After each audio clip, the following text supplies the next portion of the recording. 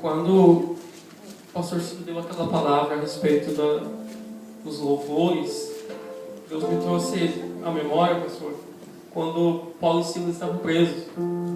Eles estavam louvando, quando eles louvavam, Deus fez a obra.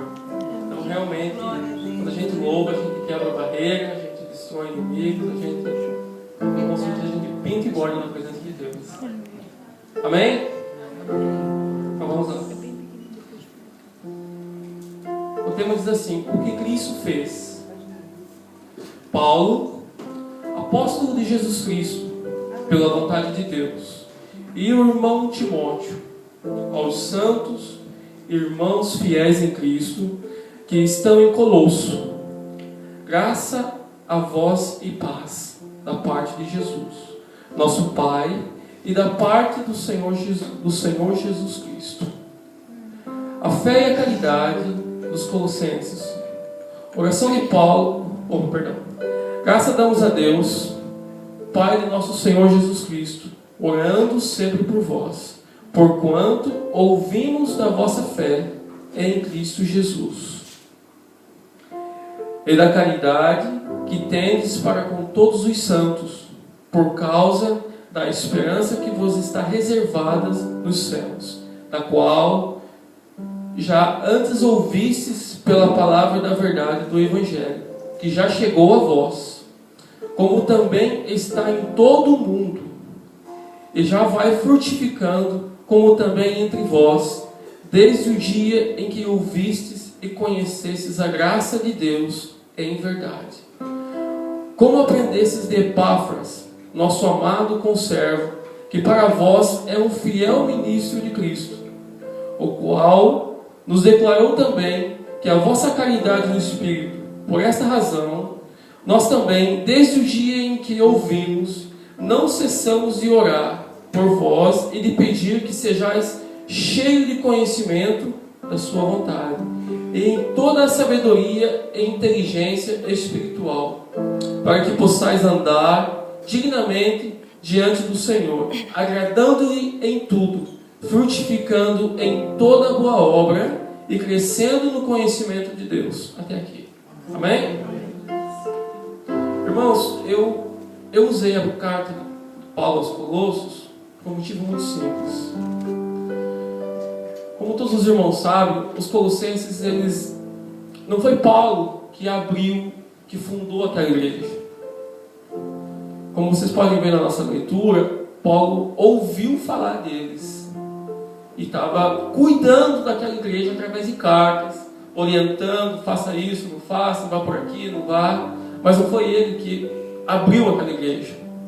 Isso me chamou a atenção, porque a pessoa que abriu aquela igreja ouviu a pregação de Paulo em outro lugar, em Éfeso. E o mais interessante de tudo isso, é que quando Paulo estava pregando em Éfeso, ali ele foi perseguido, ali ele foi preso por 3 vezes, e ali ele passou muita luta. Mas ele pregou em Éfeso por mais ou menos 2 anos. E como ele mesmo diz na carta dele, o evangelho que ele pregou ali se estendeu por todo o mundo naquela época. E ele foi um missionário muito usado por Deus. E eu queria puxar esse gancho aqui e falar de nós no dia de hoje. Naquela época, Éfeso era uma cidade que tinha muitos visitantes. Todo mundo ia lá uma vez por ano para adorar Diana, uma deusa da época. De todos os povos, de todas as nações, ia gente de lá. E Paulo pregava contra tudo aquilo, contra aquela idolatria, contra aquelas atitudes. Por isso ele foi preso, por isso ele sofreu perseguições, mas ele nunca desistiu. Agora vamos puxar para nós, para Oxford, para o dia de hoje. Nós estamos numa cidade onde tem gente de todo mundo. Eu já vi gente de todo lugar aqui, de todo lugar. Será que nós, servos do mesmo Deus, seguidores do mesmo Cristo, aquele que morreu no Calvário, temos pregado o Evangelho com a mesma intensidade?